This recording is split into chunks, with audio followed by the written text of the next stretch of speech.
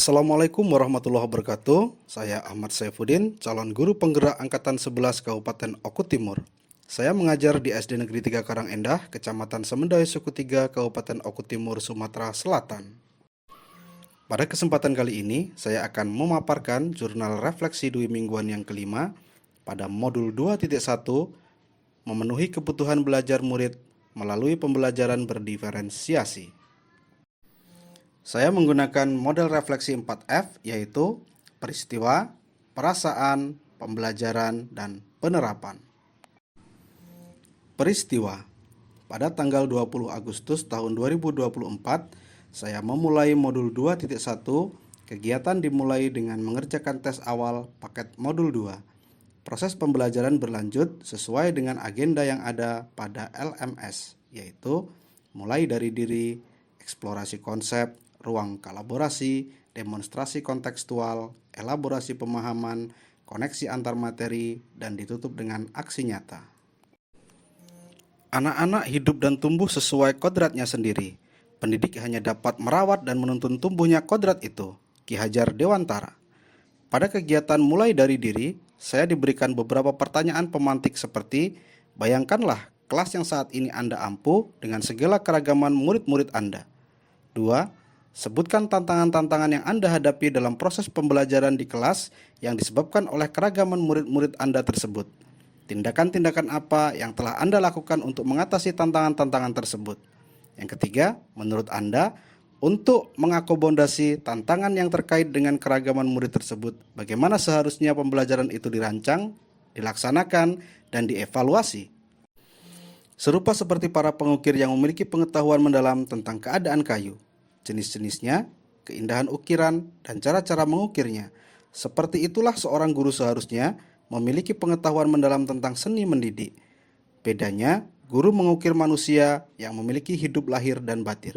Ki Hajar Dewantara. Pada kegiatan eksplorasi konsep, saya mengerjakan pertanyaan pemantik dan berdiskusi dengan anggota CGP lain melalui LMS. Pada ruang kolaborasi, kegiatan pembelajaran dilakukan secara virtual melalui Zoom meeting yang dipandu oleh fasilitator dan didampingi oleh pengajar praktik. Kegiatan pada ruang kolaborasi dilakukan 2 kali.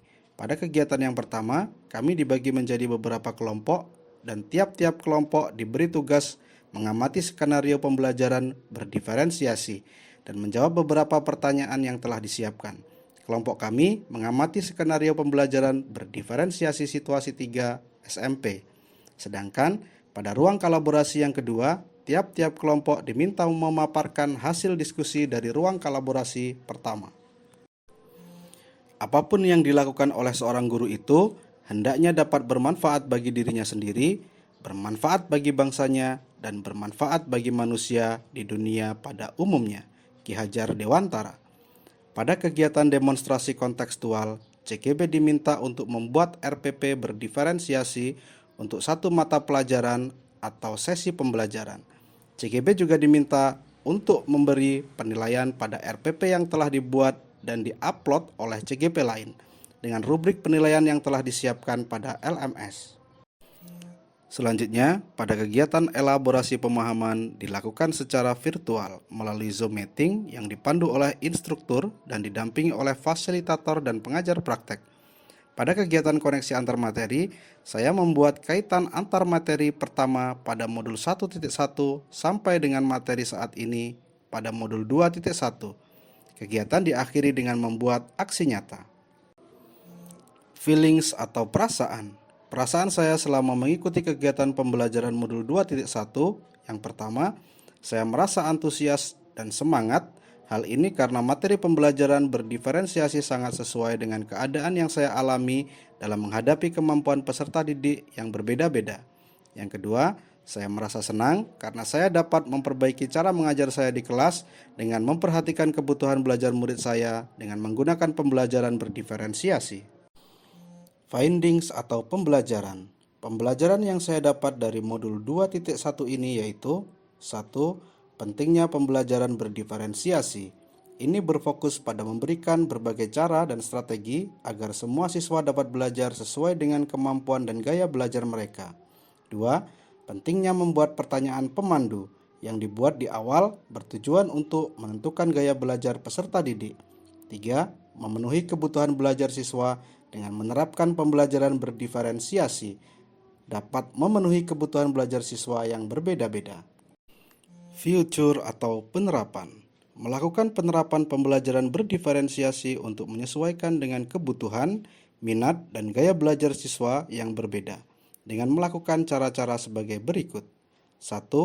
Mengenal tingkat kemampuan siswa.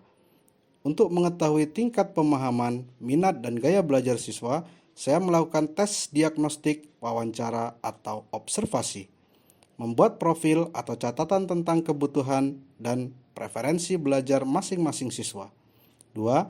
Menyesuaikan konten, yaitu menyajikan materi pelajaran dalam berbagai format seperti teks, video, atau gambar, sehingga siswa dapat memilih yang sesuai dengan gaya belajar mereka. 3. Mengatur proses pembelajaran, memberikan instruksi yang berbeda sesuai dengan tingkat kemampuan siswa, menggunakan berbagai jenis aktivitas untuk mencapai tujuan pembelajaran seperti diskusi kelompok, proyek individu, atau permainan edukatif. 4. Menyesuaikan produk. Tugas yang fleksibel, siswa dapat menunjukkan pemahaman mereka dengan cara yang berbeda, seperti membuat presentasi, menulis esai, atau membuat poster. Menggunakan berbagai metode penilaian untuk mengevaluasi hasil belajar siswa. Menilai bisa berbentuk kuis, proyek, atau observasi. 5. Memberikan dukungan dan umpan balik. Memberikan dukungan tambahan bagi siswa yang membutuhkan bantuan ekstra atau yang mengalami kesulitan. Terima kasih sudah menonton video saya. Semoga lekas tergerak, bergerak, dan menggerakkan. Wassalamualaikum warahmatullahi wabarakatuh.